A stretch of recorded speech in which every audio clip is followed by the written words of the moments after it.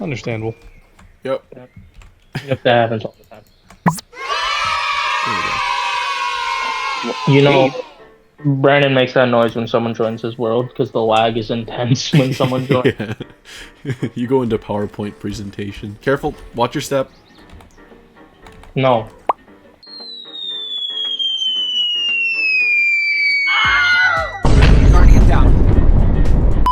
Well, I guess we can start off my tour over here with my house. Oh, the villagers. Yeah, don't worry about the pillagers. They're just vibing. I say, I gotta show you something as a warning. Uh-oh. Every Hear single me one out. of those was from the time Brandon killed. cowhead. Why is there a cow head? Ignore the cowhead. As you can see, Chris has joined us on our world to explore for a little while, because if I ever need help and I need to call upon Chris will be right here. So right now what y'all are seeing is a quick little tour that I'm doing for Chris, so Chris can get a better layout of the area and yeah, hopefully enjoy playing on this world. Go in there. Brandon had me mind that whole thing. Is it a creeper farm? It's gonna be a, I don't know, I'm still debating whether or not I want a full-on creeper farm or just a general mob farm. The thing Tommy's inside currently is my tree farm. Don't say it like that. This building is my moss farm. Tommy, could you sleep, please? Never mind, I can sleep. I don't have a fucking bed on me. Tommy, I'll let you take this tour. Why'd I sell that? No, you didn't. Alright, come in, come in. This is my lovely greenhouse I made for myself with a wheelbarrow and everything, okay? It's got carrots, galore, and some bunny girls, like everyone, you know? This, right here, this is my office. I have a picture of a man right here. And then come here, let's go down first. What? W, I guess? What? Should I just have said a picture? W? Here is that person right there decided to throw in my decapitated head on the shelf for some reason. I don't know why he thought I would like seeing that, but you know. That's kind of weird. It's like a mirror. Alright. This is my kitchen. Do you see what I did with the armor stand trick? It was very nice. It took forever. Yep. Okay. It's really nice. And then this is my dining room. Yep. Label.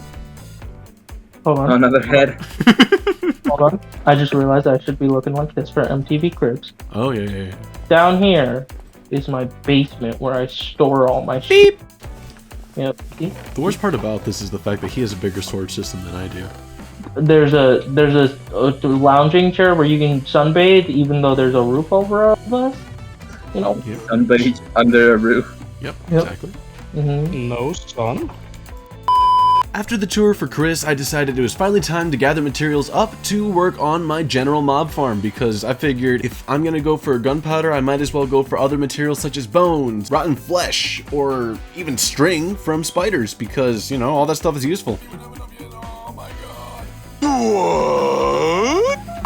Alright then, let's get to building up this mob farm right here. In total, we built up around 40-ish platforms because that seems like the most optimal amount of spawning space. And that should make a pretty efficient farm. This is also my first time ever building this specific style of farm because I played on Bedrock before, as we all know by the series title. And yeah, I've only ever seen YouTube videos of people building these kind of farms, so I have a basic understanding of how it works, but I don't really know the exact specifics, so I kind of built this entire thing freehand. And I think it turned out pretty well. I ran into an issue where I actually got the outline of the hole slightly wrong. I had to dig it out one block further on all sides, and that took me about 2 hours to dig out. Yeah, I don't know how Tommy got through this entire thing in like 8 hours total. Anyways, before we get into the actual time lapse of me building the thing, here's me just building up some of the basic structure of the functionality of the farm, I guess. Okay, now here we are, going back a little bit in time to watch myself tear down some of the walls, as well as move some of the platforms around, and yeah. Anyways, I just want to talk about today's episode. As you may have seen, the editing style in today's episode has been a lot different than previous episodes. I've actually been listening to a lot of different podcasts, such as the Imp and Skiz podcast run by Impulse and Skizzleman, where they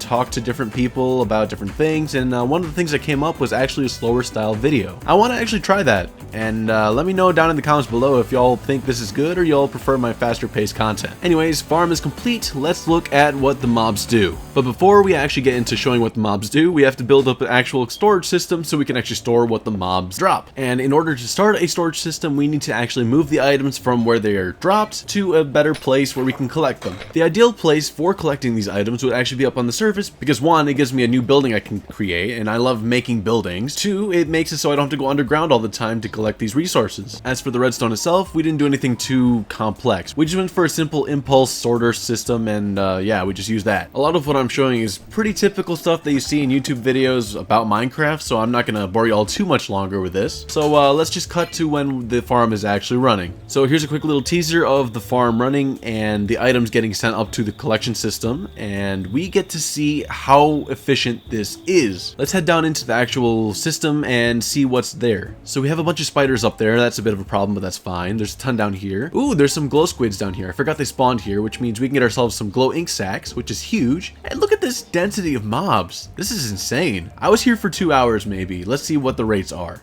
Let's check the chests. Okay, first one is almost a double chest of rotten flesh, almost a double chest of bones. Oh my god, a full double chest of gunpowder.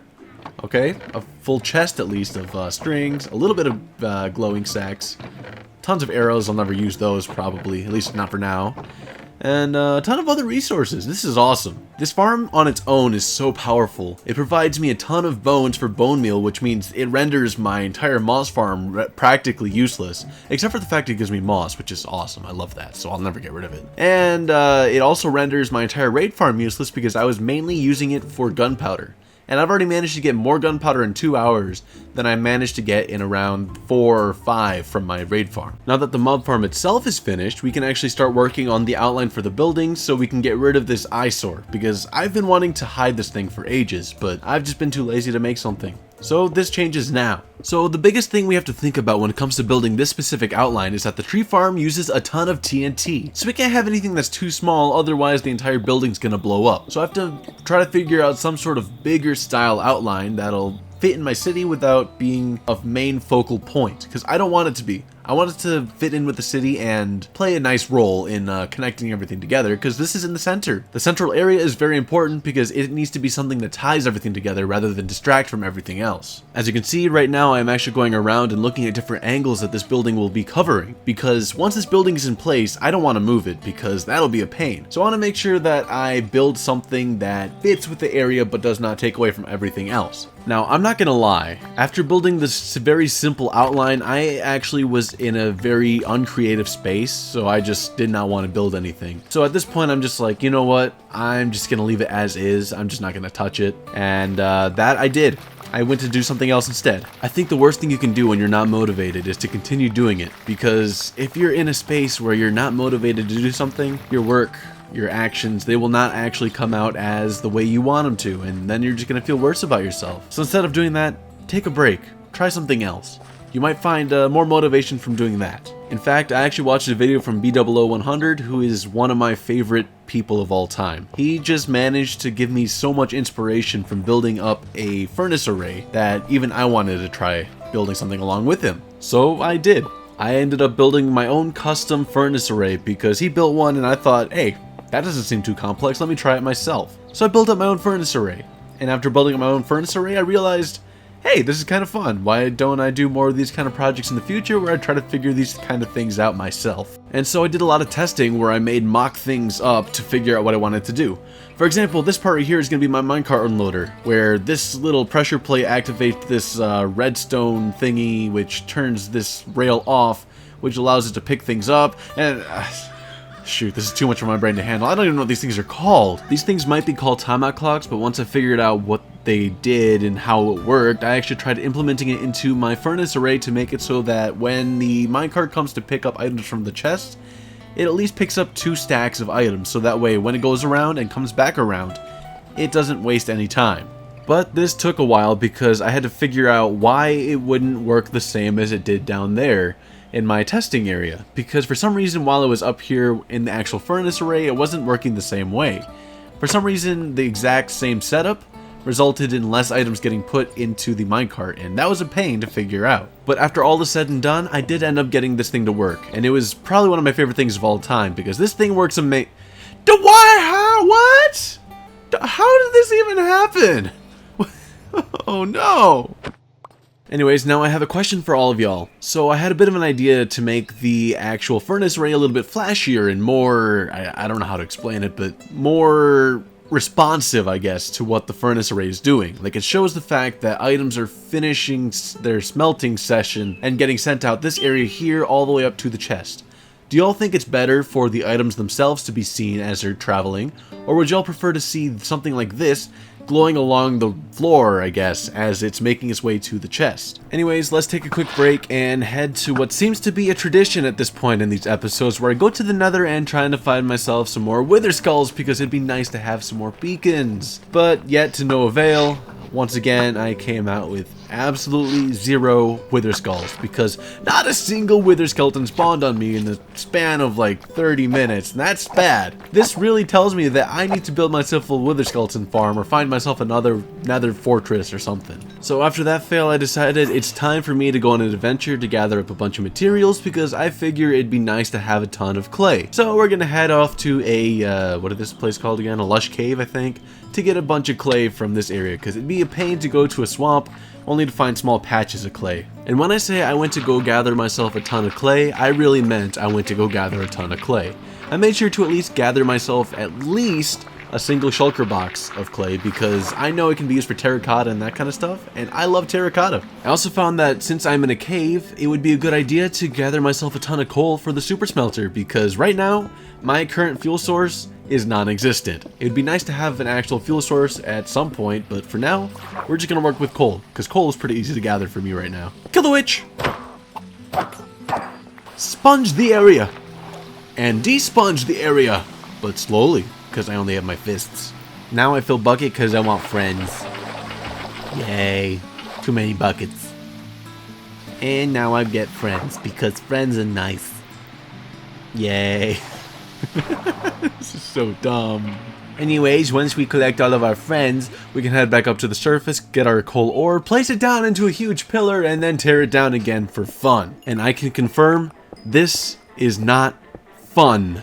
Anyways, now I can go ahead and take my clay and throw it all into the furnace array so I can get myself a bunch of terracotta. And not only that, I ended up getting myself 2 shulker boxes of clay, because 1 shulker box is not enough. I want a box of just clay alone so I can use that for building. And boy, did I do, because look at this. I built up an outline for the actual furnace array so I could hide it in there. And yeah, I'm really enjoying this build. I had a lot of fun. I had a lot of creative inspiration thanks to B-dubs. One of the biggest things I got to play around with was actually using lighting in my build, because I wanted to use diorite and the stone variants to show off lighting or something like that. And I think it looks really cool. I also brought in some of the brick and terracotta combo that I've been wanting to use into this build, and I think it looks amazing. I also wanted to bring in another side building into this building so I could put in the input for both the coal and the items I want to actually smelt. And the reason I'm doing this is because I want to have actual movement and reason for my movement around my build. That way I can actually explore my build and actually have a purpose to doing so. I also decided to work with some window designs, and look at this. Oh, they look so cool. I love how complex these windows look. This also felt like the perfect time to get a little funky fresh and start bringing in a bunch of different colors into the build. I wanted a bit of an Italian cityscape type feel in the back of the building, because, I don't know, I wanted to mix up some styles, bring in some medieval, some Italian,